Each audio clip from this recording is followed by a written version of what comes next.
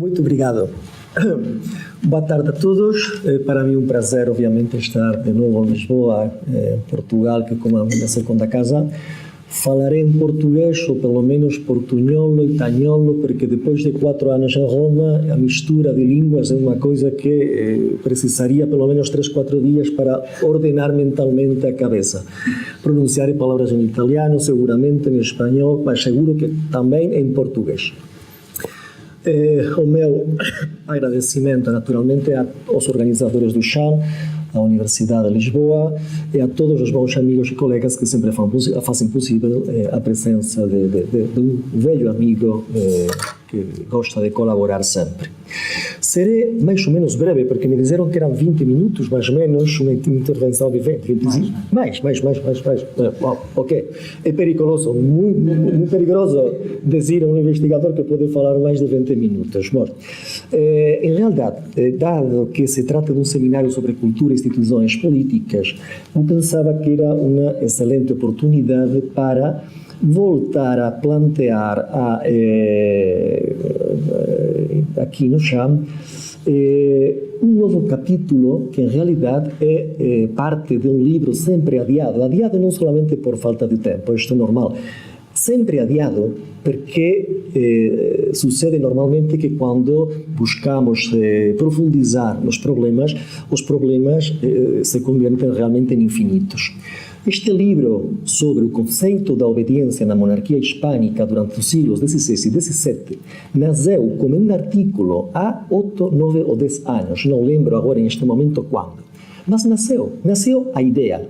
A ideia era estudar, depois de tantos anos, analisar as revoltas através do filo condutor da revolta portuguesa, estudar, conhecer a normalidade, é dizer, a obediência. Podemos obedecer todos os dias? Não. Mas também não podemos desobedecer todos os dias. Este problema de relação de poder entre instituições, pessoas, influências, instituições, que finalmente pode ser resumido como um problema de consciência, mas também de pressão, de opressão, é um tema realmente infinito que tem sido tratado por sociólogos, politólogos, juristas e historiadores.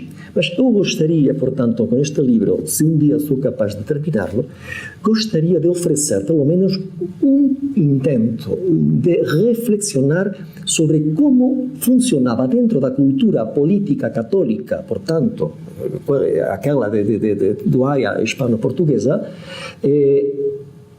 uma ideia mais ou menos normal de obediência. Por normal, quero dizer, quais eram as ideias, os conceitos que circulavam, que funcionavam cotidianamente para os vassalos da monarquia hispânica ou da monarquia portuguesa ou da monarquia católica em geral. Eu gostaria de aplicar esta categoria não nacionalizada ou não a prioristicamente nacionalizada. Depois, obviamente, há diferenças particulares, estou sem dúvida, mas acima de tudo eu gostaria de começar com uma estrutura geral, sobretudo depois da fractura que significou a reforma protestante e que divide absolutamente o problema da obediência no mundo luterano, calvinista, zwingliano, etc., do mundo católico.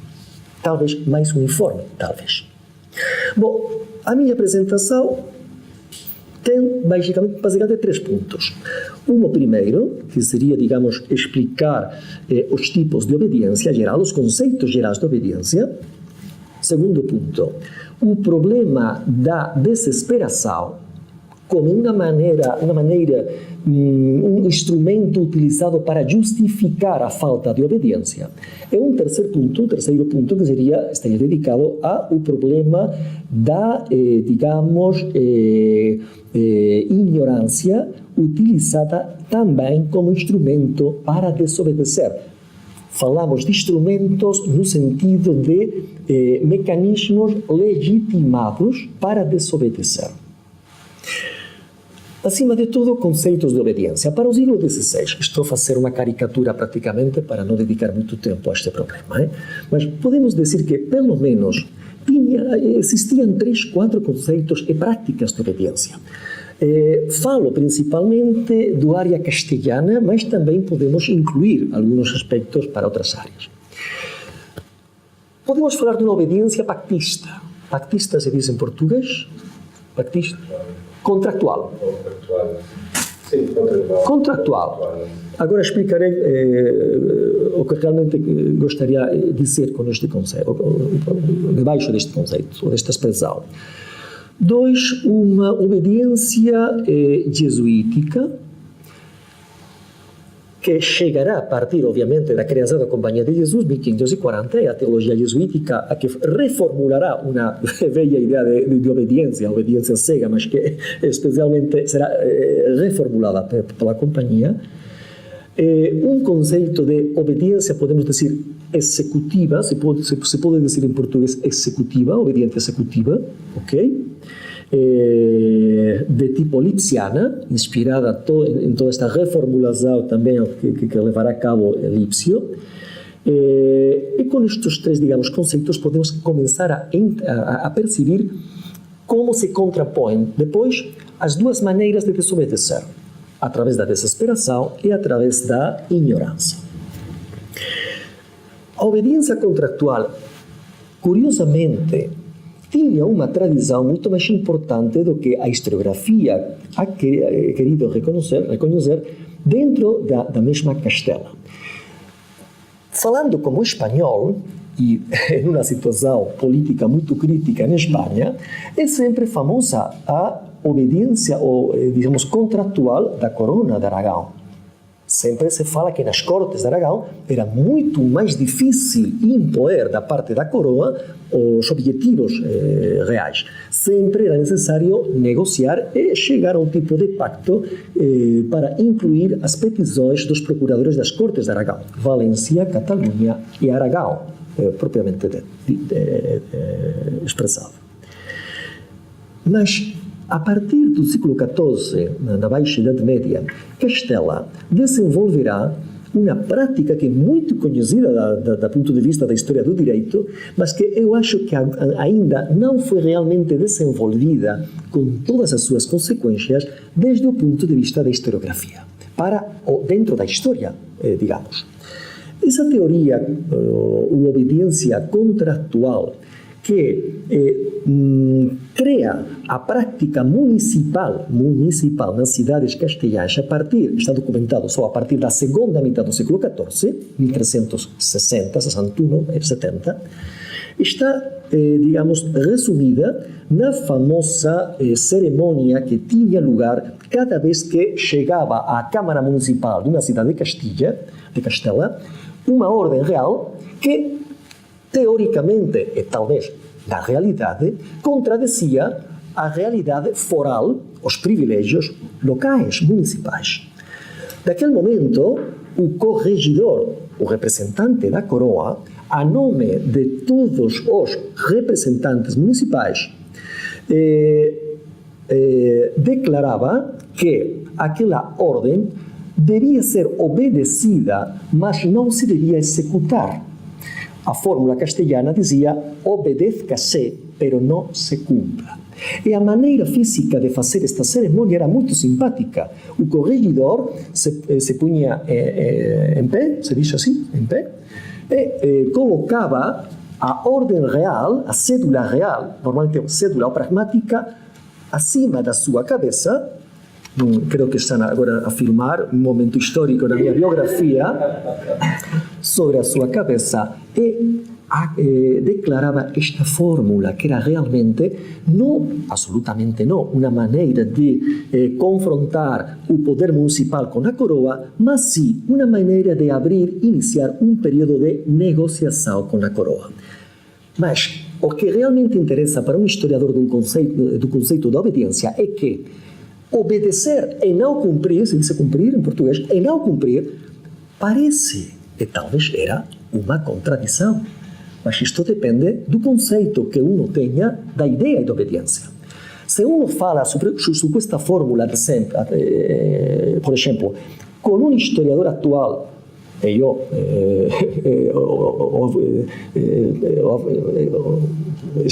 passei por esta experiência, se uno fala sobre esta cerimônia, sobre esta fórmula jurídica e política com um historiador de hoje, alemão, luterano, dirá que é impossível aceitar uma obediência deste tipo. Eso não é obedecer. Obedecer é executar uma ordem. Para a cultura política castelhana, não era assim. Era possível declarar-se obediente e, ao mesmo tempo, não executar a ordem. Abrir, isto sim, um espaço temporal para negociar, que era o que finalmente se fazia. Esse espaço temporal podia ser infinito, e se podia chegar incluso a uma decisão da parte da coroa que invalidava a ordem originária. Realmente, neste caso, se tratava de uma vitória da parte municipal, mas outras vezes se podia chegar a todo o contrário, que finalmente a coroa, depois de negociar, impunha uma ordem ainda mais contrária aos privilégios forais que a primeira ordem. Cada processo deve ser, portanto, estudado. Esta obediência pactista é a coisa que mais gostaria de dizer. Nasce na Baixa Idade Média, mas continuou na prática durante toda a Idade Moderna e, aliás, dentro de uma escala imperial.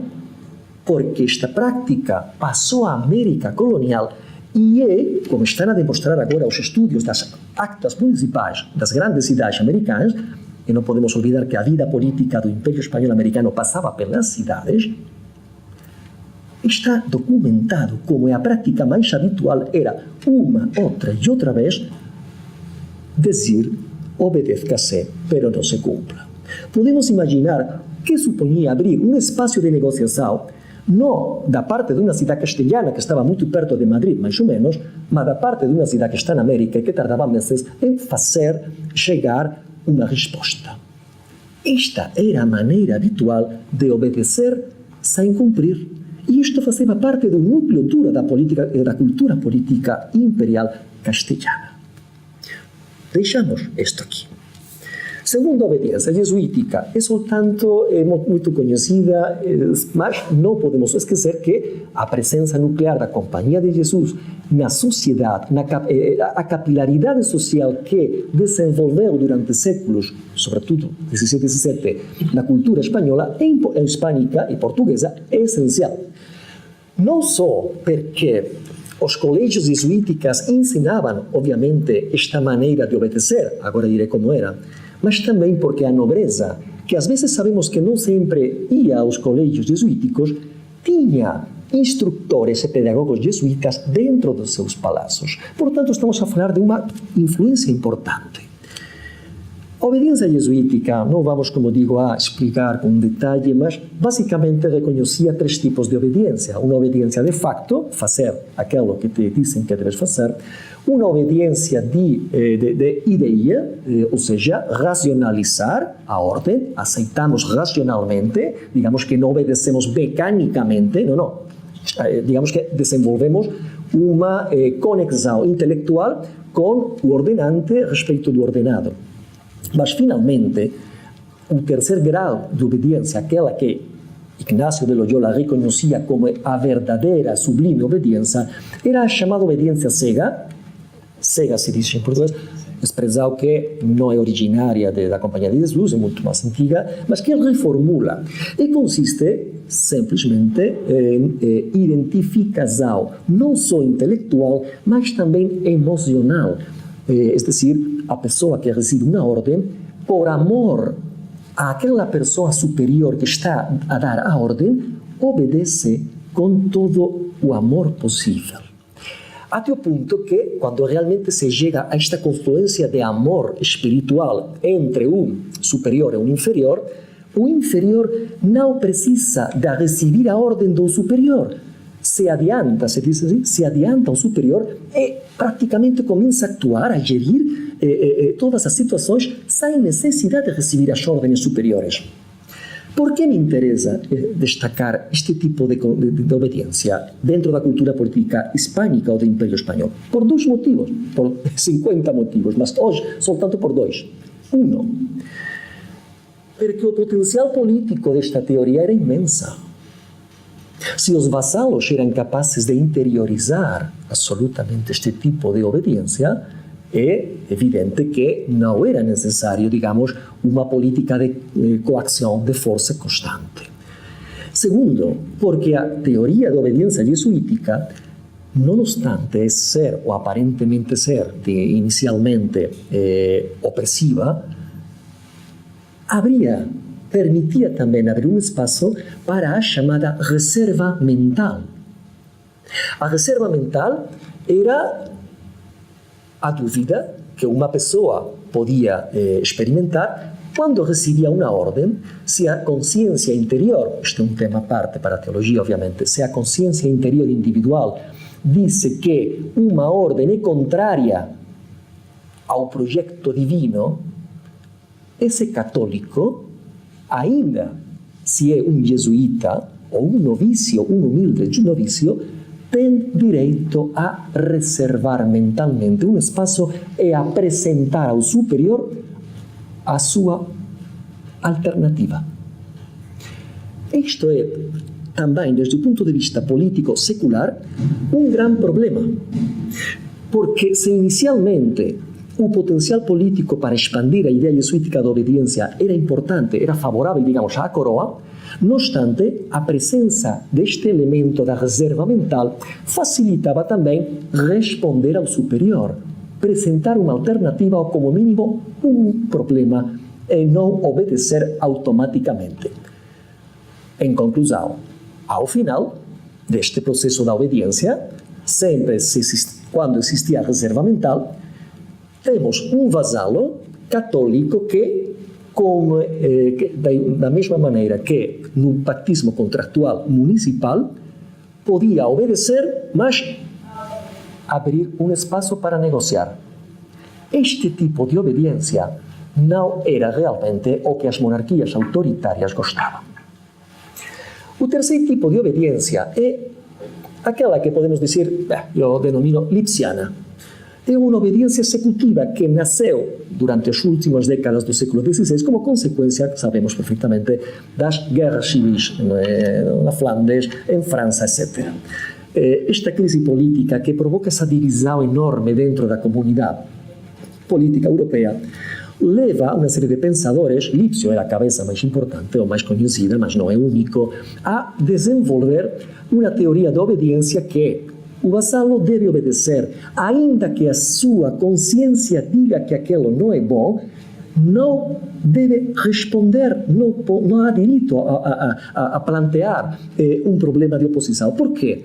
Porque o governante governa porque Deus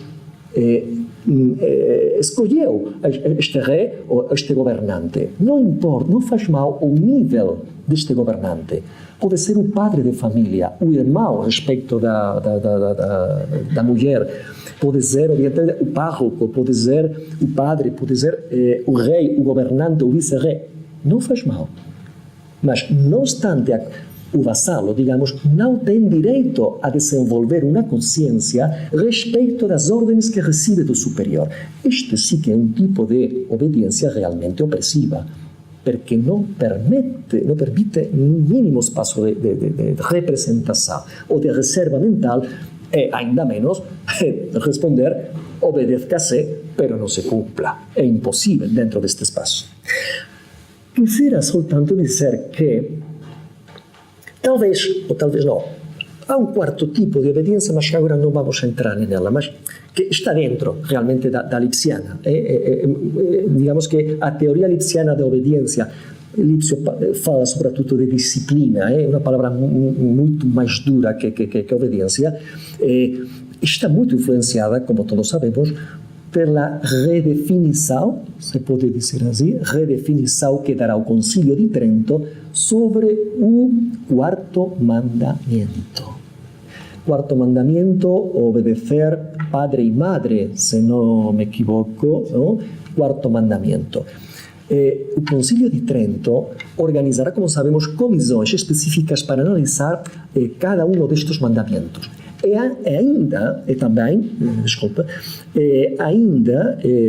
Também se formou uma comissão muito especial para analisar a oração do Padre Nuestro, se diz em português Padre Nuestro.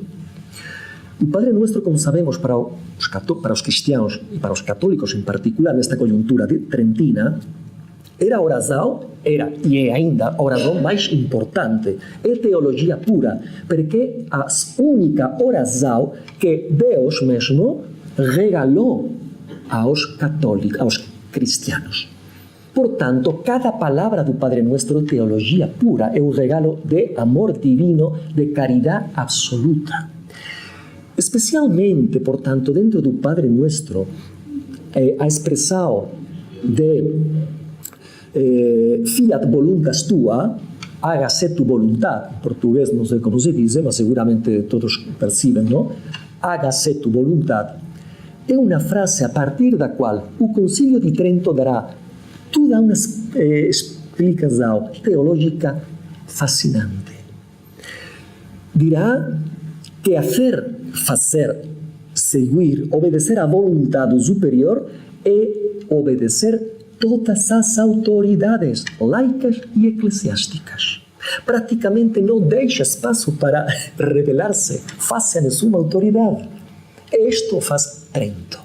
Portanto, se sumamos uma tradição contractual, os jesuítas com a obediência cega, mas com reserva mental, depois Lipsio, Trento, vamos acumulando uma série de obediências que deveríamos añadir a outras de tipo de gênero, não? A mulher tem que obedecer ao homem. Obediência familiar, os filhos todos, mulheres e homens, têm que obedecer ao padre e à mãe, mas ao padre sobretudo, etc. Toda esta complexidade, obediência militar, é outro capítulo à parte, a disciplina militar. Tudo isto é o que temos delante. Praticamente, quando um historiador do conceito de obediência hispânica termina de reunir esta família de ideias, uno deve dizer: aqueles homens e mulheres não sabiam que era a liberdade. Não podiam escolher nada. Não é verdade. As práticas sociais e políticas institucionais eram muito mais complexas, como todos podemos imaginar. É certo que havia espaço para desobedecer, mas era necessário aplicar 2 minutos, aplicar 2 teorias, pelo menos, há muitas mais. Uma, desesperação, e 2, ignorância. A desesperação era uma categoria teológica. Desesperação é a falta de esperança na salvação. E quando os vassalos, de um ponto de vista laico e politicamente, entravam nesta fase de desesperação, portanto, falta de esperança de encontrar justiça da parte do rei, era não justificável, mas compreensível a revolta.